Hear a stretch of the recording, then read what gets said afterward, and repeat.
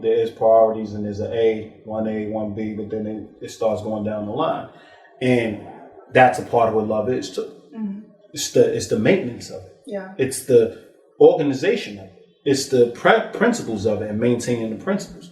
But you have to have those things established. Like you can't, I got love for you. What does that mean? Mm-hmm. What makes you have love for me? Yeah. A lot of people, that's going too deep. No, that's a deep subject. So like you should be clear on what it means. You should have a clear definition. You should have a clear understanding of. Home of the Love Snobs, Love Snobs, Love Snobs.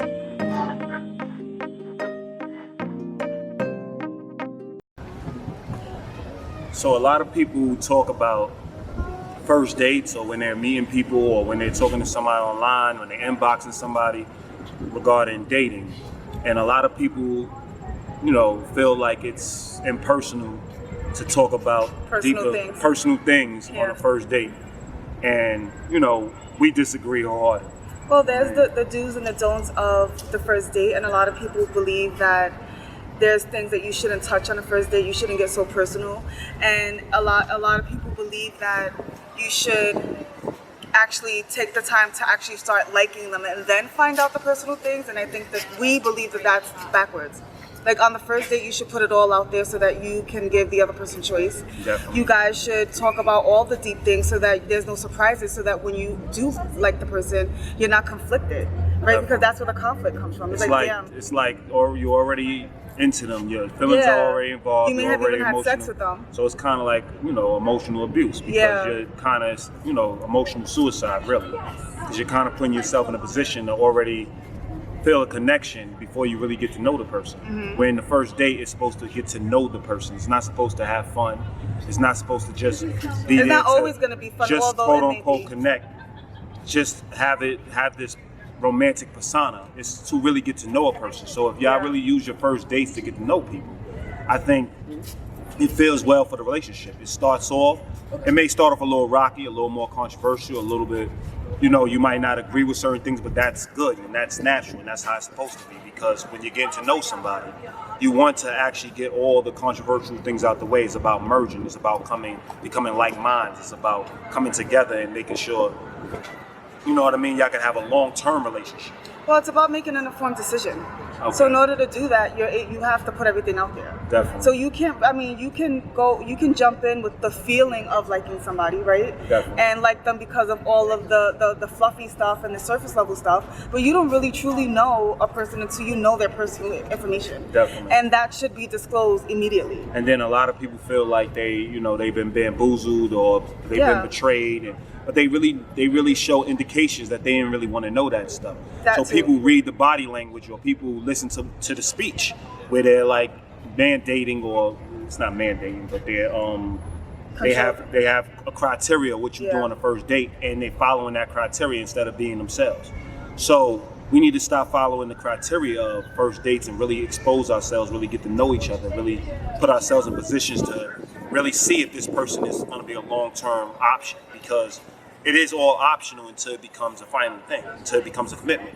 So we're now going on second dates and third dates and fourth dates and fifth dates, and we're going places or spending weekends and chilling with each other, and spending a night sometimes to really get to know each other in an environment where there's no time limit. Things of that nature. You might find different ways you're going to spend time. Use that time wisely to get to know the person in a deep-rooted discussion.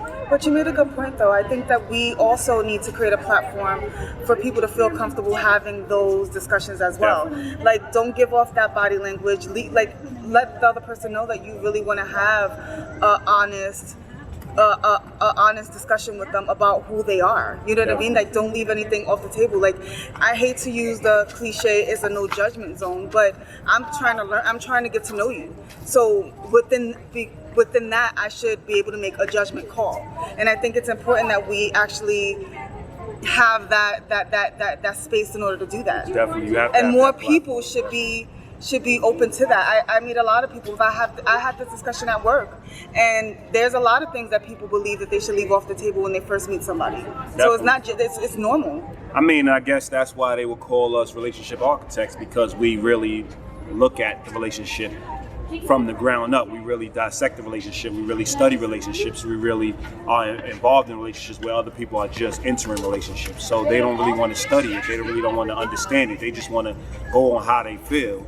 But and they allow that to dictate where they want to go. Definitely. There's also a moral component to it. There's also a principle component. Like you might bring children into it. You might need to know background. You need to know information, and you need to start with that on the first date, because when a person's open to talk about certain things on the first date, it means that they are looking towards the future. Yeah. So like a lot of people say, oh, we shouldn't talk about marriage on the first date. If you're looking to get married, you're ready to settle down, I think that should be something that needs to be said. It shows that the person actually is looking at for a long-term prospect. So stop avoiding the discussions that mean that we're looking towards a long-term prospect.